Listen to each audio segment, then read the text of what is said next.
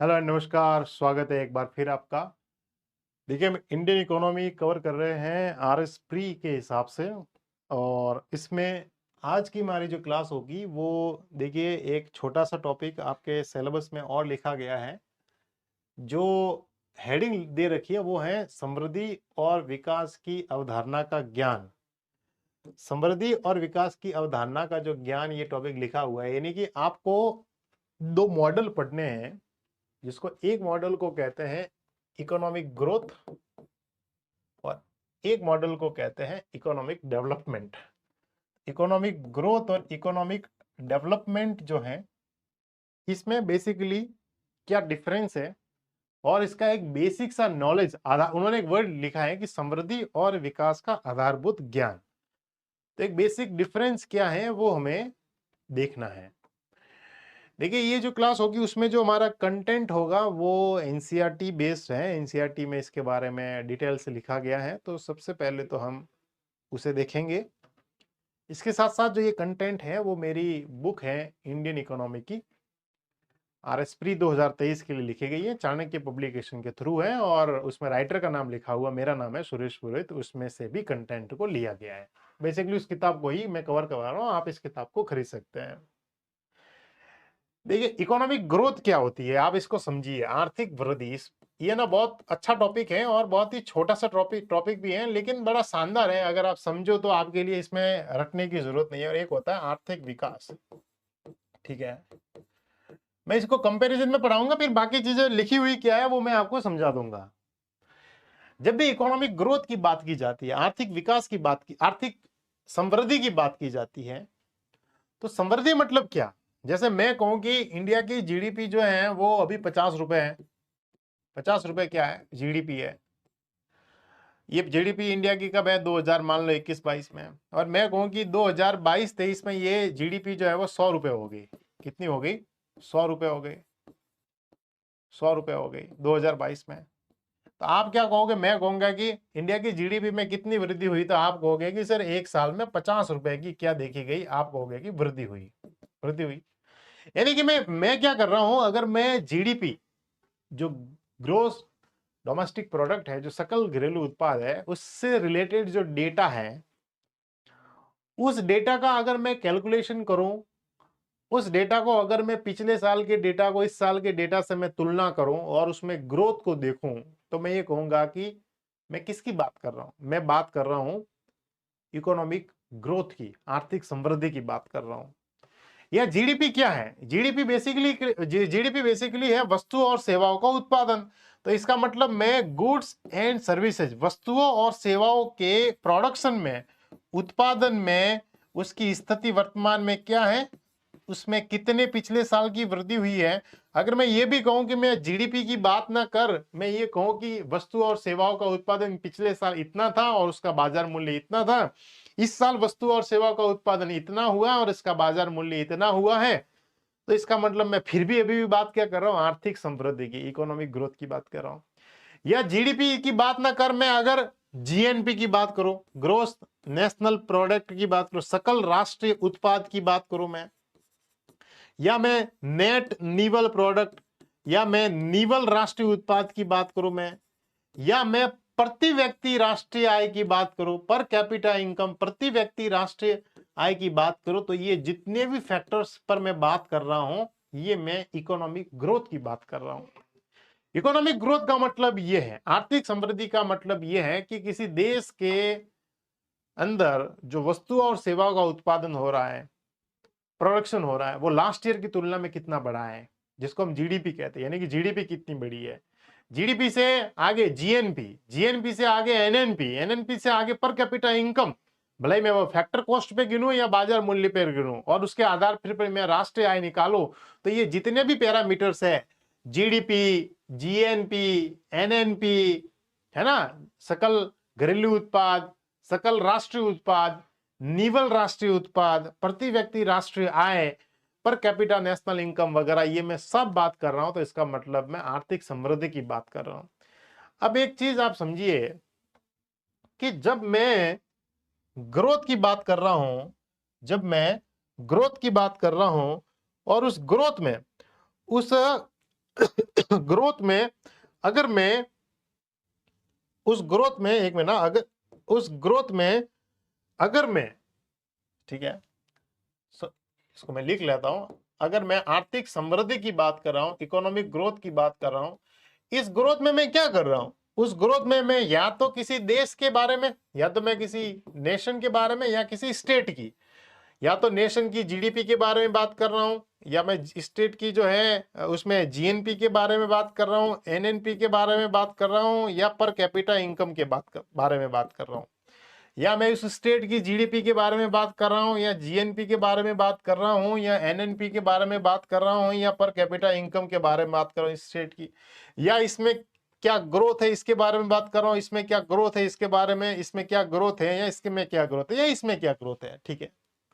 तो यहां मैं आर्थिक समृद्धि की बात कर रहा हूं और यहां पर मुझे एक अच्छा खासा डेटा मिलेगा। डेटा, उस डेटा में कितना फ्लक्चुएशन है, कितनी वृद्धि है, ये बात कर रहा हूं। लेकिन मान लो किसी देश, अच्छा ये डेटा आपको क्या बताएगा? ये डेटा जो है ना, ये आपको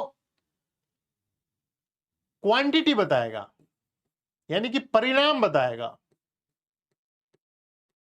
ठीक है। क्या बताएगा? परिमाण बताएगा। इसमें किसी तरीके की क्वालिटी छुपी हुई नहीं है। क्वालिटी कैसे छुपी हुई नहीं है? अगर किसी देश की जीडीपी बढ़ी, उस देश की जीडीपी बढ़ने से क्या वहां के लोगों में गरीबी कम हुई? जैसे इंडिया की जीडीपी एक टाइम पे बहुत कम हुआ करती थी, लेकिन आज अगर इंडिया की जीडीपी अगर अपन देखें कि $2 ट्रिलियन को भी हम क्रॉस कर चुके हैं, है ना, हम आगे बढ़ रहे हैं निरंतर, तो हमारी जीडीपी जो बढ़ रही है, क्या इस तुलना में जीडीपी बढ़ रही है? जीडीपी बढ़ रही है मतलब मैं आर्थिक समृद्धि की बात कर रहा हूं। Whenever I talk about the GDP, it means हम जो बात कर रहे हैं वो किसके बारे में बात कर रहे हैं? इकोनॉमिक ग्रोथ के बारे में बात कर रहे हैं। इकोनॉमिक सर्वे में भी लिखा होता है कि इकोनॉमिक ग्रोथ हमारी इतनी रही, इकोनॉमिक ग्रोथ हमारी इतनी रही। अखबार में पढ़ता है हमारी इकोनॉमिक ग्रोथ हमारी इतनी रही, मतलब GDP, GNP, NNP, per capita income में हम इतनी ग्रोथ कर रहे हैं। लेकिन क्या इस ग्रोथ से लोगों के जीवन में कोई सुधार हो रहा है? क्या देश की जीडीपी तो बढ़ रही है, लेकिन क्या इस देश की जीडीपी के बढ़ने के साथ में देश में पॉवर्टी, गरीबी, बेरोजगारी ये कम हो रही है? क्या महिला शिक्षा बढ़ रही है? क्या बच्चों में शिक्षा बढ़ रही है? क्या मातृत्व मृत्यु दर कम हुई है? क्या शिशु मृत्यु दर कम हुई है? क्या लोगों का विकास हो रहा है? क्या ह्यूमन डेवलपमेंट इंडेक्स में आगे बढ़ रहे हैं? क्या हम खुशहाली सूचकांक में आगे बढ़ रहे हैं? यानी कि मैं इन इकोनॉमिक ग्रोथ में केवल मैं जीडीपी की बात कर रहा हूं, जीएनपी की बात कर रहा हूं, लेकिन इससे लोगों का कोई लेना देना नहीं है। क्या इस जीडीपी का पैसा लोगों तक पहुंच रहा है? सरकार, अब तो अगर मैं इस पर्सपेक्टिव को थोड़ा दूर लेके जाऊं तो फिर मैं यहां पर बात करूंगा आपके आर्थिक विकास की, इकोनॉमिक डेवलपमेंट की। क्या बात करूंगा? इकोनॉमिक डेवलपमेंट की। अगर मैं इकोनॉमिक डेवलपमेंट की बात कर रहा हूं, अगर मैं आर्थिक विकास की बात कर रहा हूं, तो इसका मतलब यह हुआ कि मैं यहां पर जीडीपी की तो बात कर रहा हूं, जीएनपी की तो बात कर रहा हूं, एनएनपी की तो बात कर रहा हूं, पर कैपिटा इनकम की तो बात कर रहा हूं, लेकिन इसके साथ साथ में उस देश में बेरोजगारी कितनी है, उस देश में गरीबी कितनी है, उस देश में भुखमरी कितनी है, उस देश में कुपोषण कितना है, इस देश में जो है मातृ मृत्यु दर कितनी है, शिशु मृत्यु दर कितनी है, शिक्षा का स्तर क्या है। अगर मैं इन सब की बात कर रहा हूं, अगर यानी कि मैं ये जो क्वांटिटी वाला जो एप्टीट्यूड है, यानी कि जो हमारा जो परिणाम वाला या परिमाण वाला जो एप्टीट्यूड है, इसके साथ साथ में ये लोगों की क्या है, क्वालिटी को रिप्रेजेंट कर रही है। अगर इसके साथ साथ में गुणात्मक गुण, ये ना गुणात्मक यानी कि क्वालिटी को भी अगर मेजर कर लूं, तो मैं कहूंगा कि मैं अब किसकी बात कर रहा हूं? इकोनॉमिक डेवलपमेंट की बात कर रहा हूं, आर्थिक विकास की बात कर रहा हूं। आर्थिक विकास एक बहुत बड़ा पर्सपेक्टिव होता है। मैं कहूंगा कि ये देश आगे नहीं बढ़ रहा है, इस देश का विकास बहुत कमजोर है, इस देश का विकास या इस देश में विकास की दर, या ये देश विकसित नहीं है।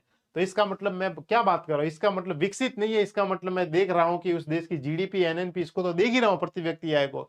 इसके साथ साथ मैं ये भी देख रहा हूं कि वहां अच्छा इंफ्रास्ट्रक्चर नहीं है, हॉस्पिटलों की स्थिति बड़ी खराब है, वहां के लोग जो है वो बहुत गरीब है, वहां बेरोजगारी बहुत ज्यादा है, वहां लड़ाई झगड़ा खूब होता है, वहां के बच्चे कुपोषित मिलेंगे, वहां शिक्षा का स्तर नहीं है, वहां लाइट नहीं है। क्यों? इस आधार पर आप कहोगे ये देश जो है वो विकसित नहीं है। आर्थिक विकास एक बहुत बड़ी अवधारणा है। आर्थिक विकास में लोगों के जीवन के स्तर को देखा जाता है। इकोनॉमिक डेवलपमेंट में हम मेजर करते हैं लोगों के जीवन का स्तर कैसा है। लोगों के जीवन को स्तर को देखने के लिए क्या हम लोगों के जीवन का स्तर कैसे देखेंगे, तो हम देखेंगे कि उन लोगों की पर कैपिटा इनकम की कितनी है, प्रति व्यक्ति आय कितनी है, लेकिन उसके साथ साथ हम देखेंगे कि उन लोगों के पास बिजली है, उन लोगों के पास में अच्छी शिक्षा है, उन लोगों के पास में अच्छा खाने का है ना। ये सारे में बात करूंगा तो मैं इकोनॉमी, तो इकोनॉमिक डेवलपमेंट क्या है कि आर्थिक विकास ये है, ये आर्थिक विकास है, ठीक है। ये इकोनॉमिक डेवलपमेंट है। अगर ये आर्थिक विकास है तो आर्थिक समृद्धि इसका मात्र एक अंग है। ये आर्थिक समृद्धि है, ये समझना, ये आर्थिक समृद्धि है, ये इकोनॉमिक ग्रोथ है और ये इकोनॉमिक डेवलपमेंट है। इकोनॉमिक डेवलपमेंट का भाग होता है आर्थिक समृद्धि, लेकिन आर्थिक समृद्धि के अंतर्गत आर्थिक विकास नहीं आएगा। आर्थिक समृद्धि अलग है, लेकिन आर्थिक विकास की बात करूं तो आर्थिक विकास में आर्थिक समृद्धि भी आती है। समझ में आ रहा है कि नहीं आ रहा है?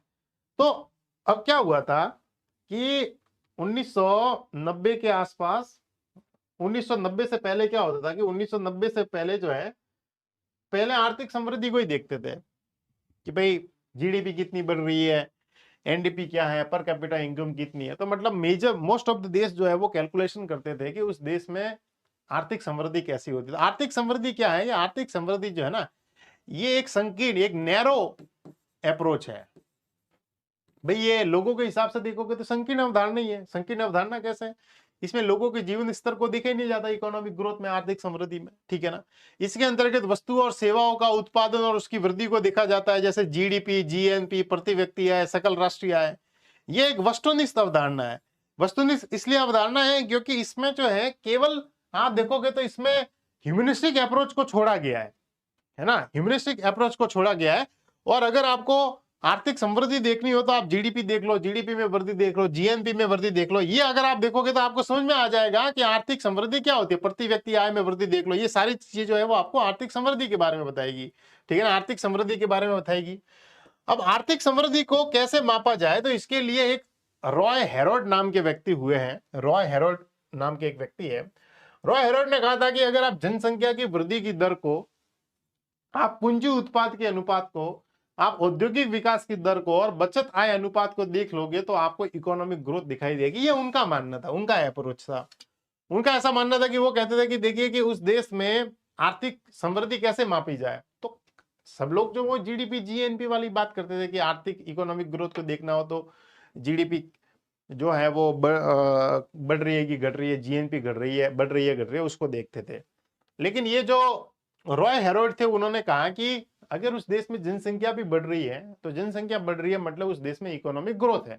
रॉय हेरोल्ड का ऐसा मानना था कि जनसंख्या इसलिए बढ़ रही है क्योंकि वहां के लोगों को ये लग रहा है कि अगर यहाँ 2-4 बच्चे ज्यादा भी पैदा हो जाएंगे तो दिक्कत नहीं है, क्योंकि यहाँ ह्यूमन फैसिलिटीज अच्छी है, यहाँ पर हेल्थ अच्छी है, एजुकेशन अच्छी है, यहाँ पर अगर जीडीपी बढ़ रही है तभी तो सरकार जो है हॉस्पिटल वगैरह बना रही है। तो उन्होंने कहा कि अगर वहां पर जनसंख्या की वृद्धि की दर ज्यादा है या पूंजी उत्पाद अनुपात अच्छा है। पूंजी उत्पाद का मतलब यानी कि आपने 5 रुपए लगाए और उससे आप अच्छा प्रोडक्शन लेकर आए, पूंजी उत्पाद अनुपात। आपने 10 रुपए की चीज बनाई तो आपका प्रोडक्शन भी 10 रुपए का निकला। ऐसा नहीं है कि आपने 10 रुपए की चीज बनाई और आपका प्रोडक्शन 1 रुपए वाला निकला, आपका उत्पाद जो है प्रोडक्ट 1 रुपए वाला निकला। अगर पूंजी उत्पाद अच्छा है तो इसका मतलब वहां आर्थिक समृद्धि, इकोनॉमिक ग्रोथ अच्छी है। औद्योगिक विकास की दर, अगर इंडस्ट्री अगर अच्छी बढ़ रही है और उसकी जो ग्रोथ रेट है वो अच्छी है तो इसका मतलब जो है वहां पर आर्थिक समृद्धि हो रही है। और दूसरा है ना बचत आय अनुपात, अगर लोग जो है वो बहुत ज्यादा पैसा खर्च कर रहे हैं, है ना, और खर्च करने के बाद में भी जो है उनके पास में बचत है, वो अपना पैसा बैंक में जमा कर रहे हैं, इसका मतलब उस देश में कुछ तो ऐसा वस्तु और सेवा का उत्पादन होता होगा, कुछ तो ऐसी इकोनॉमिक ग्रोथ होती होगी जिसके कारण जो है इतना अच्छा जो है लोग खर्च करने के बाद में भी बचत कर रहे हैं। ये उनका मानना था, ठीक है ना। अब ये जो आर्थिक विकास क्या है, इकोनॉमिक डेवलपमेंट, इकोनॉमिक डेवलपमेंट जो है ना ये एक गुणात्मक अवधारणा, मैंने बताया ना ये क्या है, एक गुणात्मक अवधारणा है। और ये एक निर्देशित, ये निर्देशित एक बहुत शानदार वर्ड है जो एनसीईआरटी में मिलता है। एक जो है डायरेक्टिव, एक तरीके की प्रिंसिपल है। डायरेक्टिव कैसे है आप समझो, इसको समझना, ये समझ में आ गया तो आपको पूरा खेल समझ में आ जाएगा कैसे। अब देखो जैसे ये अपन ने इस चार्ट को देखा था, आर्थिक समृद्धि आर्थिक इकोनॉमिक ग्रोथ का मतलब ये है सर, समझ में आया कि GDP, GNP, NNP, per capita income के बारे में बात करेंगे, जिसमें केवल क्वालिटी को नहीं देखा, क्वांटिटी को देखा जाता है, परिणाम को देखा जाता है ना, या परिमाण को देखा जाता है। इससे इकोनॉमिक ग्रोथ में ये नहीं देखा जाता कि लोगों का जीवन स्तर कैसा है, वहां लोगों में गरीबी हुई, कम हुई है कि नहीं हुई है, इसको नहीं देखा जाता है। लेकिन सर आर्थिक विकास में देखा जाता है। तो आर्थिक विकास कैसे होता है, समझिए। आर्थिक विकास होता है जब सरकार उसमें इंटरफेयर करती है,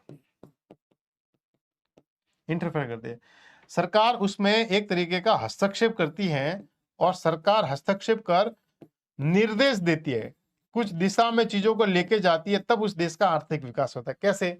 सपोज करिए क्या सपोज करना है, आप देखो, जैसे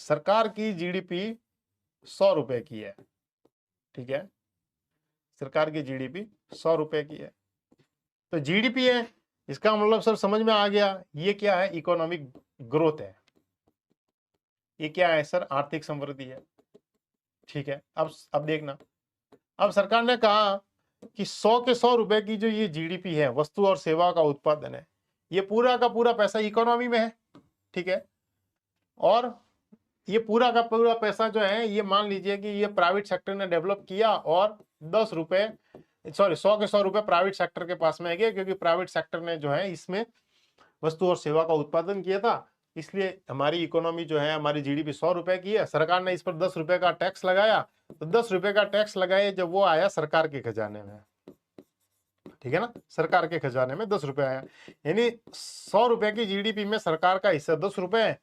बाकी तो 100 रुपए की जीडीपी किसने क्रिएट की है भाई, प्राइवेट सेक्टर ने वस्तु और सेवा का उत्पादन किया, ठीक है, तो 10 रुपए सरकार के पास में आए। अब ये तो इकोनॉमिक ग्रोथ वाला मॉडल है, इसमें ये 10 रुपए का, इस 100 रुपए में से इस 100 रुपए का कितना पैसा लोगों के पास में जाएगा, ये जो है अमीर जो लोग हैं, जिन्होंने ये जीडीपी में उत्पादन किया है, क्या ये लोग भारत की गरीबी बेरोजगारी को कम करने के लिए कुछ काम करेंगे कि नहीं करेंगे, सरकार कुछ काम करेगी कि नहीं करेंगे, तो इकोनॉमिक ग्रोथ में इसका कोई लेना देना नहीं है। लेकिन जहां पर मैं इकोनॉमिक डेवलपमेंट की बात करने के लिए आऊंगा, मैं आर्थिक विकास की बात करने के लिए आऊंगा, तो आर्थिक विकास में क्या करेगी सरकार, अब क्या करेगी, हस्तक्षेप करेगी। सरकार क्या करेगी, हस्तक्षेप करेगी। सरकार कहेगी कि देखो ये जीडीपी है, ये जीडीपी है, जीडीपी कितने की, 100 रुपए की, जीडीपी कितने की, 100 रुपए की, 100 रुपए के 100 रुपए जीडीपी के रूप में वस्तु और सेवा का उत्पादन किसने किया, प्राइवेट सेक्टर ने। किसने किया, प्राइवेट सेक्टर ने। इसमें से सरकार को कितना मिला, 10 रुपए मिला। सरकार को 10 रुपए किसके रूप में मिला, टैक्स के रूप में मिला, भाई एक्साइज जीएसटी वगैरह लगा दे टैक्स में। अब सरकार कह रही है कि भाई ये पैसा जो है, ये तो गरीब तबके के विकास के लिए खर्च करना पड़ेगा, क्योंकि भारत में गरीबी है। तो कहा कि एक काम करते हैं, भारत में गरीबी को कम करने के लिए सरकार ने कहा कि हम एक योजना चलाते हैं। अब सरकार ने कहा कि इस योजना को जो चलाया जाएगा, उसमें 10 रुपए, उसमें 5 रुपए तो पैसा सरकार खर्च करेगी। तो सरकार ने 10 रुपए अपने टैक्स में से 5 रुपए यहाँ खर्च कर लिए। यानी कि सरकार हस्तक्षेप कर रही है कि जीडीपी की ग्रोथ के कारण जो हमारे पास में 10 रुपए आए टैक्स के रूप में, उसका 5 रुपए हम देश में गरीबी के निवारण के लिए खर्च करेंगे, कोई योजना लाकर। इसके साथ साथ प्राइवेट सेक्टर को कहा कि भाई देखिए, ये 100 रुपए की जीडीपी जो आपने क्रिएट की है, वस्तु और सेवा का उत्पन्न, उसमें से 40 रुपए आपका प्रॉफिट है। तो 40 रुपए आपका प्रॉफिट है, तो सीएसआर फंड के रूप में, सीएसआर कॉर्पोरेट सोशल रिस्पॉन्सिबिलिटी के रूप में आप जो है अपने प्रॉफिट का जो है 3% या 2.5% या 2% जो है वो लोगों की भलाई के लिए खर्च करोगे। मतलब सरकार ने इंटरफेयर किया और प्राइवेट सेक्टर को और खुद को ये निर्देश दिया कि हमें जो है देश में गरीबी और बेरोजगारी को कम करना है, तो उसके लिए हमें कुछ हस्तक्षेप करना पड़ेगा और लोगों के लिए योजनाएं लानी पड़ेगी। इसका मतलब आर्थिक विकास तब हो सकता है जब सरकार आर्थिक समृद्धि में हस्तक्षेप करे और पैसा जो है वो गरीब तबके तक पहुंचाए, भले ही वो पेंशन के रूप में पहुंचाए, भले ही वो किसी भी रूप में पहुंचाए। समझ में आ रहा है कि नहीं आ रहा है? तो आर्थिक विकास क्या होता है कि आर्थिक विकास एक निर्देशित अवधारणा होती है, और आर्थिक विकास जो है वो एक, मैं कहूंगा कि निर्देशित होने के साथ साथ जो है आर्थिक विकास जो है वो आप कहोगे कि सर एक गुणात्मक अवधारणा, गुणात्मक क्योंकि क्वालिटी ऑफ लाइफ, लोगों के जीवन स्तर को सुधारा जाता है, तो गुणात्मक अवधारणा भी है और एक तरीके की निर्देशिक अवधारणा है। आर्थिक विकास के अंतर्गत जो है आर्थिक समृद्धि के तो सभी जीडीपी जीएनपी वगैरह आते ही आते हैं, लेकिन इसके साथ साथ जो है जीवन के कुछ गुणात्मक पक्ष, गुणात्मक पक्ष का मतलब ये होता है कि लोगों का सामाजिक और आर्थिक जीवन स्तर कैसा है, ठीक है ना, इसको भी देखा जाता है। गरीबी, बेरोजगारी, ह्यूमन डेवलपमेंट, मानव विकास के पहलू शामिल होते हैं, इसलिए इसको ब्रॉड अवधारणा या विस्तृत अवधारणा भी कहते हैं, क्योंकि इसमें लोगों के जीवन की गुणवत्ता को देखा जाता है, मानव पूंजी, ह्यूमन कैपिटल को देखा जाता है कि देश में लोगों का जीवन स्तर बढ़ा है, देश में असमानता में कमी आई है कि नहीं आई है। इसलिए आर्थिक विकास जो है वो एक बहुत बड़ी या ब्रॉड अवधारणा है। अब आर्थिक विकास को कैसे मापा जाए भाई, सबसे बड़ा सवाल ये भी आया कि आर्थिक विकास को कैसे मापे। सर अगर मैं कहूं कि सर इकोनॉमिक ग्रोथ को मापना हो, आर्थिक समृद्धि को मापना हो, तो सर समझ में आ गया, आर्थिक समृद्धि को मापना है, इसका मतलब सर मैं जीडीपी को देख लूंगा, जीएनपी को देख लूंगा, एनएनपी को देख लूंगा, इसको देख लूंगा। लेकिन अगर सर मुझे आर्थिक विकास, इकोनॉमिक डेवलपमेंट को मापना हो तो सर मैं कैसे मापूंगा। इकोनॉमिक डेवलपमेंट को मापना हो तो इसके लिए आप सबने सुना होगा कि 1990 में यूएनडीपी द्वारा जो है, यूएनडीपी द्वारा एक मानव विकास सूचकांक लाया गया था, जिसमें अमर्त्य सेन और महबूब उल हक जी का बहुत बड़ा योगदान था। और उसमें उसको कहते हैं ह्यूमन डेवलपमेंट इंडेक्स, है ना। उस ह्यूमन डेवलपमेंट इंडेक्स में आपने देखा होगा कि 3 कंपोनेंट्स होते हैं। एक होता है ज्ञान यानी कि नॉलेज, एक जिसको कहते हैं एजुकेशन यानी कि शिक्षा का स्तर, और एक जिसको कहते हैं प्रति व्यक्ति सकल राष्ट्रीय आय, है ना, जीएनपी, प्रति व्यक्ति। तो यानी कि आपने ज्ञान, शिक्षा और प्रति, यानी कि आप देखोगे तो प्रति व्यक्ति जीएनपी ये इकोनॉमिक ग्रोथ को दिखाता है, और ज्ञान और शिक्षा जो है वो इकोनॉमिक डेवलपमेंट को दिखा रही है। यानी कि आप अगर आर्थिक विकास को, इकोनॉमिक डेवलपमेंट को देखना चाहते हैं तो आप उस देश की जीडी, उस देश का एचडीआई देखिए कि इंडिया एचडीआई में 132वें स्थान पर है कि 133वें स्थान। जो देश जितना पीछे होगा उस देश का आर्थिक विकास उतना ही कम होगा, है ना। तो हम आर्थिक विकास को कैसे मापे, तो उन्होंने कहा कि आप मानव विकास सूचकांक को देख लो, उस देश की बेरोजगारी की दर देख लो, साक्षरता दर देख लो, वहां पर एजुकेशन लिया, लिटरेसी रेट कितनी है, वहां पर अनएम्प्लॉयमेंट रेट कितनी है। अगर ज्यादा होगी तो इसका मतलब आर्थिक विकास वहां कम है। उस देश का जो है सामाजिक प्रगति, सोशल प्रोग्रेसिव इंडेक्स देख लो कैसा है। उस देश का बहुआयामी मल्टी डायमेंशनल पॉवर्टी इंडेक्स जो 10 पैरामीटर्स पर आती है, ये तो अपन एचडीआई वाले क्लास में देखेंगे डिटेल में इसको। मतलब वहां बहुआयामी गरीबी, लोगों के पास में इलेक्ट्रिसिटी है कि नहीं है, शौचालय है कि नहीं है, गैस का सिलेंडर है कि नहीं है, बैंक अकाउंट है कि नहीं है ना, उसको देख लो आप। वैश्विक खुशहाली, ग्लोबल हैप्पीनेस इंडेक्स देख लो, है ना। ये ग्लोबल हैप्पीनेस इंडेक्स जो है वो यूएनसीएसडी द्वारा जो निकाला जाता है, संयुक्त राष्ट्र सतत विकास जो उनके द्वारा, तो ये आप देखोगे तो उसमें लोगों की हैप्पीनेस को देखा जाता है। भूटान का ये कंसेप्ट है जो लाया गया था भूटान के चौथे नवाब द्वारा। तो ये आप देखोगे कि खुशहाल, यानी लोग खुश है कि नहीं है, इसका मतलब खुश को आप देखना चाह रहे हैं। लोगों के, अगर लोगों का जीवन स्तर अच्छा होगा तो खुश होंगे। लोगों के जीवन स्तर की बात करो, इसका मतलब सब आर्थिक विकास की बात करो।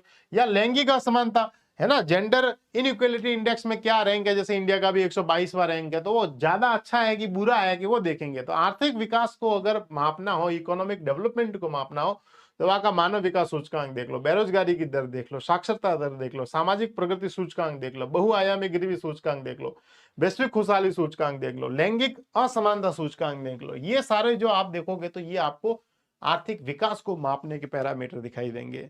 लेकिन अगर आप आर्थिक समृद्धि को मापना चाहते हैं, इकोनॉमिक ग्रोथ को मापना चाहते हैं, तो उसमें आपको जीडीपी, जीएनपी, एनएनपी, इनको आपको देखना है। वहां बेरोजगारी की दर वगैरह की बात आपको नहीं करनी है।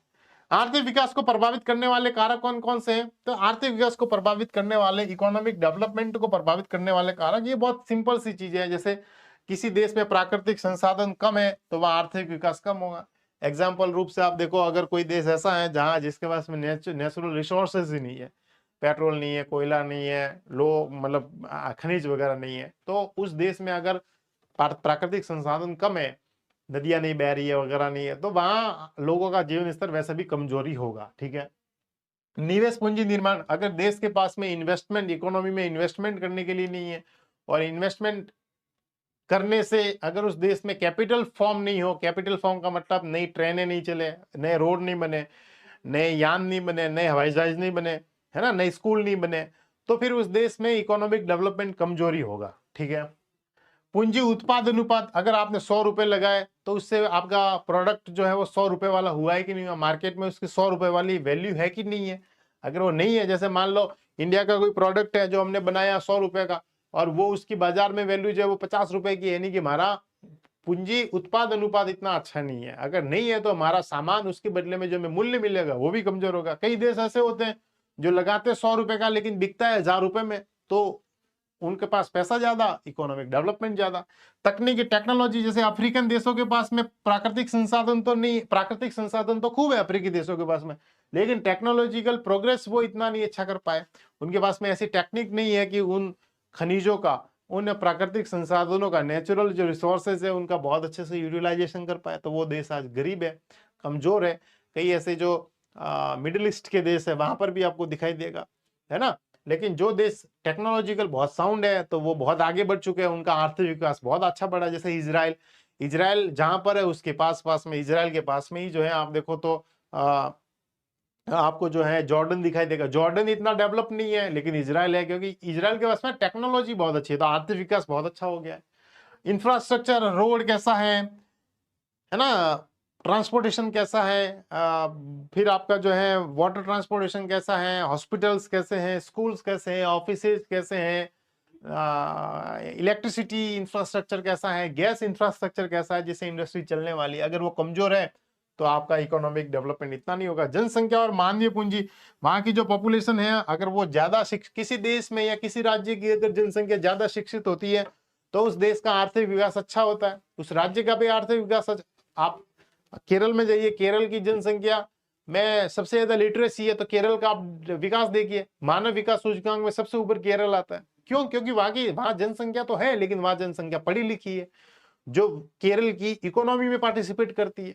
लेकिन दूसरी तरफ आप बिहार देखिए, वहां जनसंख्या है लेकिन वहां लिटरेसी रेट कम है, तो वहां की लोग जो है वो इकोनॉमी में उस लेवल तक पार्टिसिपेट नहीं कर पाते जितना केरल के लोग कर रहे हैं। समझ में आ रहा है कि नहीं आ रहा है? तो किसी देश में अगर जनसंख्या है लेकिन वो अगर जनसंख्या आपकी इकोनॉमी में भागीदारी कर रही है, डेमोग्राफिक डिविडेंड जिसको कहते हैं कि जनसंख्या का जो युवा वर्ग है वो पढ़ा लिखा है, स्किल है, और वो अगर देश की इकोनॉमी में पार्टिसिपेट कर रहा है तो इट मीन जो है वो उस देश को आगे लेके जा रहा है ना। लेकिन वही अगर युवा बोझ हो जाए और मांग करे सब्सिडी की, रोजगार की वगैरह, मान लो रोजगार जनरेशन नहीं कर पाए लेकिन वो तो सरकार एक लेवल के बाद में वो रोजगार उनको नहीं प्रोवाइड कर पाएगी, वो एक तरीके का फिर उनको बर्डन फील होगा, ठीक है ना। राजनीतिक और सामाजिक कारण भी आर्थिक विकास को प्रोत्साहित करते हैं। जैसे कोई देश ऐसा है जहां पर आतंकवादी, जैसे अफगानिस्तान है, अफगानिस्तान में तालिबान से पहले वहां एक लोकतांत्रिक सरकार थी जिसने वहां के लोगों के लिए काम किया, लेकिन वहां पर तालिबान और वहां जो अफगानिस्तान की सरकार थी उनके मध्य युद्ध हुआ, तालिबान आ गया। अब तालिबान आने के बाद में वहां इकोनॉमिक ग्रोथ इतनी नहीं होगी और इतनी ना ही इतना इकोनॉमिक डेवलपमेंट होगा। जैसे अभी रूस और यूक्रेन में, अभी यूक्रेन पे हमला हुआ तो यूक्रेन का आर्थिक विकास रुक सा गया क्योंकि राजनीतिक परिस्थितियां ऐसी आई है, अस्थिरता है, कई देशों में सैन्य शासन वगैरह होते हैं, तो उसके कारण जो है वो आर्थिक विकास वहां जो है कमजोर होता है। कई बार सामाजिक कारण भी, कई सोशल मूवमेंट्स भी होते हैं। जैसे अभी आप देखो मणिपुर में मेतेई वाला जो विवाद चल रहा है, तो मेतेई विवाद के कारण वहां की जो राज्य सरकार है उसको अपना सारा ध्यान उस विवाद को समाप्त करने के लिए लगाना पड़ा होगा। वहां के लोग जो रोजगार कर रहे थे, वहां के लोग जो इकोनॉमी में पार्टिसिपेट कर रहे थे, वो आज जो है वो दंगा उस में जो उलझ गया, तो उसके कारण उस देश का आर्थिक विकास रुक जाता है। तो वहां जो आर्थिक विकास को प्रभावित करने वाले ये सारे कारक है जो ध्यान में रखने हैं। आपके घर में अगर हर दिन झगड़ा हो रहा है, एक दूसरे की गला काट प्रतियोगिता चल रही है, तो आर्थिक विकास नहीं हो सकता। साथ में मिलकर रह रहे हैं, टाइम से ऑफिस जा रहे हैं अगर, तो आपके घर का भी जो है आर्थिक विकास अच्छा खासा हो जाएगा। तो ये आपको थोड़ा ध्यान में रखना है। आर्थिक विकास के 4 पहिए, ये 4 पहिए उन्होंने कहा कि इन 4 पहियों को आप देख लोगे तो आर्थिक विकास हो जाएगा। पॉल सैमुअल एंड ग्रोथ की जो है, पॉल सैमुअल एंड ग्रोथ है, इन्होंने 4 पहिए बताए, पूंजी निर्माण, टेक्नोलॉजी, मानवीय संसाधन और प्राकृतिक संसाधन। ये कहता है कि आर्थिक विकास के बहुत सारे पैरामीटर्स हैं जो हमने अभी देखे, जो कारक होते हैं, उसमें ये 4 बड़े इंपॉर्टेंट है। पॉल सैमुअल कहते हैं टेक्नोलॉजी, किसी देश का आर्थिक विकास कैसे होगा, पूंजी निर्माण, मानवीय संसाधन, प्राकृतिक संसाधन और टेक्नोलॉजी। पूंजी निर्माण का मतलब आप 10 रुपए अगर इकोनॉमी में लगा रहे हो तो 100 रुपए की वस्तु का निर्माण कर रहे हो, कैपिटल फॉर्मेशन हो रहा है।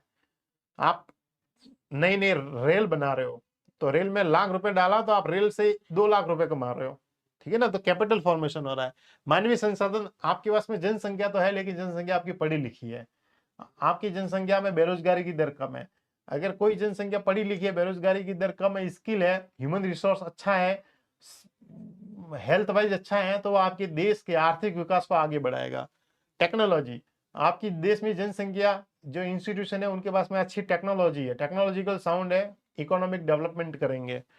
पाकिस्तान में भी संस्था है, वहां की जो वहां भी लोग रहते हैं, लेकिन उनके पास में टेक्नोलॉजी नहीं है, स्किल नहीं है, तो आर्थिक विकास में वो पिछड़ा हुआ है कंपेयर करें इंडिया से। तो ह्यूमन प्राकृतिक संसाधन, किसी देश के पास में परमाणु ऊर्जा, खनिज हो, पेट्रोलियम हो वगैरह हो, जैसे अफ्रीका के कई देश जो है, सॉरी मिडिल ईस्ट के कई देश, वेस्ट एशिया के कई देश जो है वो आप नेचुरल रिसोर्सेज पे चल रहे हैं। आप सऊदी अरब देखिए, ईरान देखिए, ऑयल को बेच रहे हैं और खूब पैसा आ रहा है और उससे वो इकोनॉमिक डेवलपमेंट उन्होंने किया। अगर नहीं होते वो प्राकृतिक संसाधन तो, है ना। आप देखो, आप मालदीव देखिए, मालदीव्स में आप जाइए, मालदीव्स जो है उसका वो जो इंडियन ओशन में, हिंद महासागर में मालदीव्स एक आइलैंड कंट्री है, और वहां पर उसको नेचुरली इतना बढ़िया साउंड मिला है कि वो जो है वहां पर टूरिज्म के बेस पर आगे बढ़ गया है। मान लीजिए मालदीव जो है वो नेचुरली वहां नहीं होता, किसी और जगह होता तो हो ही नहीं सकता था इस तरीके का विकास जो है ना। तो ये आपको थोड़ा ध्यान में रखना है। तो पॉल सैमुअल ग्रोथ ने 4 पहिए बताए: पूंजी निर्माण, मानवीय संसाधन, टेक्नोलॉजी और प्राकृतिक संसाधन। आर्थिक विकास के सिद्धांत है, ये कुछ नहीं है, प्री में थोड़ा नाम ध्यान रखना। आर्थिक विकास का आधारभूत आवश्यकता सिद्धांत जो है वो एपी थिरुवल ने दिया था, बस नाम याद रखना। भौतिक गुणवत्ता सिद्धांत वही है फिजिकली को, ठीक है ना। मॉरिस डी मॉरिस ने दिया है, उन्होंने कहा कि प्रति व्यक्ति ऊंची जीएनपी इस बात का आश्वासन नहीं देती कि कल्याण का स्तर क्या ऊंचा है। उन्होंने कहा भौतिक गुणवत्ता है कि जरूरी नहीं है कि अगर किसी देश में जीडीपी बढ़ रही है तो इसका मतलब, या प्रति उस देश में जीएनपी बढ़ रही है तो उस देश में जो है आर्थिक विकास अच्छा हुआ ही हुआ होगा। वो हमने बताया ना, उसमें सरकार को जो है इंटरफेयर करना पड़ेगा।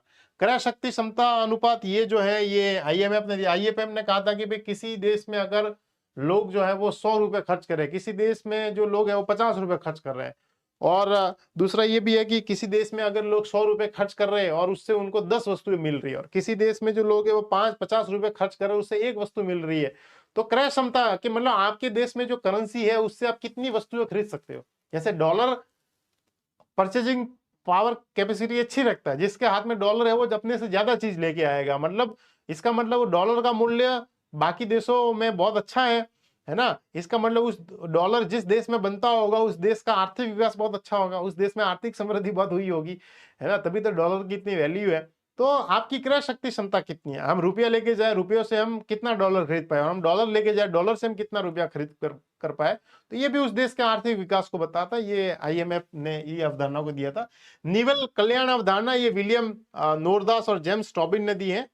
ये फॉर्मूला है, ज्यादा इतना काम का नहीं है, आप याद कर सकते हैं। जीएनपी माइनस उत्पादन की छुपी लागत तथा आधुनिक नगरीकरण की हानि है बड़ी। और 5वां जो है वो मानव विकास अवधारणा, ये तो आपके सिलेबस में है, मानव विकास सूचकांकों को पढ़ना है, यूएनडीपी द्वारा 1990 में लाया गया था, और इसको तो हम बहुत डिटेल में देखने वाले हैं। तो ये आपकी आर्थिक समृद्धि और आर्थिक विकास की जो क्लास थी, जिसका नाम लिखा हुआ आधारभूत ज्ञान। तो आधारभूत ज्ञान में अब सब सवाल कैसा आएगा, सवाल ऐसा आएगा जो आपको ध्यान में रखना है। क्या ध्यान में रखना है, जैसे सवाल क्या आएगा, तो सवाल क्या आएगा मैं आपको बताऊं। सवाल आपको बेसिक सा सवाल पूछेंगे, बस आप थोड़ा ध्यान में रखना कि इसमें कंपैरिजन आपसे पूछेंगे, ठीक है ना, कंपैरिजन पूछेंगे। मैं आपको लिख के बता देता हूं, जो ये 5 चीजें ध्यान में रखना, आपका काम हो जाएगा। आर्थिक समृद्धि, एक बार सवाल आया भी है, इकोनॉमिक ग्रोथ और इकोनॉमिक डेवलपमेंट, आर्थिक विकास, ठीक है। यह है इकोनॉमिक डेवलपमेंट और ये है इकोनॉमिक ग्रोथ, ठीक है। अब क्या ध्यान में रखना है, देखना, आर्थिक समृद्धि है ना, ये क्या है, तो आर्थिक समृद्धि जो है ये एक तरीके की क्वांटिटी अवधारणा है, यानी कि परिमाणात्मक अवधारणा। परिमाणात्मक का मतलब जिसमें प्लस माइनस, परसेंटेज, कमी है या ज्यादा, है ना, इसके बारे में ये उल्लेख करती है। ये तो होता है परिमाणात्मक। ये जो है ना आर्थिक विकास, ये गुणात्मक अवधारणा है। गुणात्मक प्लस परिमाणात्मक, मतलब इसमें परिमाणात्मक क्यों, क्योंकि इसमें जीडीपी की ग्रोथ रेट प्लस माइनस कम या होनी है वो तो देखते देखते। गुणात्मक इसमें इसका मतलब लोगों के जीवन का स्तर कैसा है, ठीक है ना, लोगों के जीवन का स्तर कैसा है, इसलिए इसको गुणात्मक, क्वालिटी ऑफ लाइफ को भी कहते हैं, क्वालिटी अवधारणा, ठीक है ना। ये जो है ना ये एक तरीके की संकीर्ण अवधारणा है, नैरो, ठीक है ना। नैरो अप्रोच है, नैरो अप्रोच इसलिए क्योंकि ये केवल जीडीपी की ग्रोथ रेट को, जीएनपी की ग्रोथ रेट को इसको दिखाता है। ये जो है ये एक तरीके की ब्रॉड अप्रोच है, यानी विस्तृत अवधारणा है। ये क्या है? विस्तृत अवधारणा। ये एक ब्रॉड वे वाला अप्रोच है, विस्तृत अवधारणा है, ठीक है। इसको अगर आपको मेजर करना है, अगर इसको आपको मेजर करना है, अगर इसको आपको मापना है तो कैसे माप सकते हो आप? जीडीपी के रूप में माप सकते हो, आप जीएनपी के रूप में माप सकते हो, आप एनएनपी के रूप में माप सकते हो, आप पर कैपिटा इनकम के रूप में माप सकते हो, ठीक है ना। ये 4 फैक्टर्स है जिसके आधार पर आप आर्थिक समृद्धि को माप सकते हो। लेकिन अगर आपको इसको मेजर करना है, अगर आपको इसको मापना है तो आप कैसे माप सकते हो? इसको जो है आप माप सकते हो एचडीआई के रूप में माप सकते हो, ह्यूमन डेवलपमेंट इंडेक्स के रूप में माप सकते हो, आप जो है वो ग्लोबल हैप्पीनेस इंडेक्स के रूप में, वैश्विक खुशहाली सूचकांक के रूप में माप सकते हो, आप जो है इसको जो है आप जो है एम्प्लॉयमेंट रेट कितनी है, बेरोजगारी की दर के रूप में माप सकते हो, लिटरेसी रेट जो आप जो है शिक्षा का स्तर कैसा है इसके रूप में माप सकते हो, इसका आप ग्लोबल इनइक्वालिटी इंडेक्स, लैंगिक असमानता सूचकांक के रूप में माप सकते हो, इसको जो है आप जो है सोशल प्रोग्रेस इंडेक्स के रूप में माप सकते हो, सामाजिक प्रगति सूचकांक के रूप में माप सकते हो, है ना, जिससे आपको क्वालिटी ऑफ लाइफ देखने को मिल जाए। ये जो है ना आर्थिक समृद्धि, इसमें सरकार के हस्तक्षेप की आवश्यकता नहीं होती है। इसको कई बार जो है एनसीईआरटी एक वर्ड लिखती है, स्वचालित अवधारणा है, ऑटोनोमस एक तरीके का जो है प्रोसेस है जो चलता रहता है। लेकिन जो आर्थिक विकास जो होता है ना, इकोनॉमिक ग्रोथ जो होती है ना, वो एक तरीके का डायरेक्टिव अप्रोच होता है। डायरेक्टिव का मतलब ये एक निर्देशित अवधारणा है। ये निर्देशित अवधारणा क्यों है? निर्देशित अवधारणा क्यों? क्योंकि सरकार को इसमें हस्तक्षेप करना पड़ता है, इंटरफेयर करना है कि जीडीपी में जो ग्रोथ हुई है उसका कुछ लाभ जो है वो आम पब्लिक तक भी पहुंचे।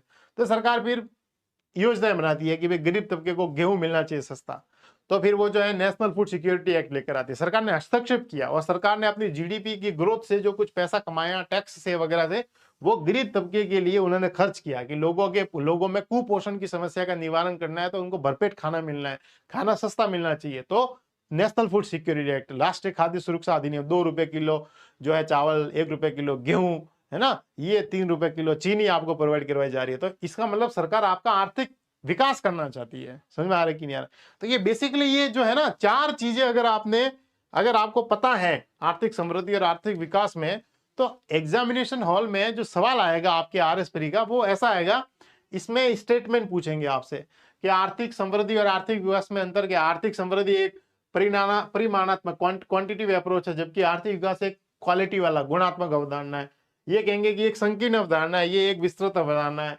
इसको मापने के लिए जीडीपी, जीएनपी, एनएनपी, पीसीआई का उपयोग कर सकते हैं। इसको मापने के लिए माना, तो आपको पता होना चाहिए कि जो है बेसिकली क्या डिफरेंस है।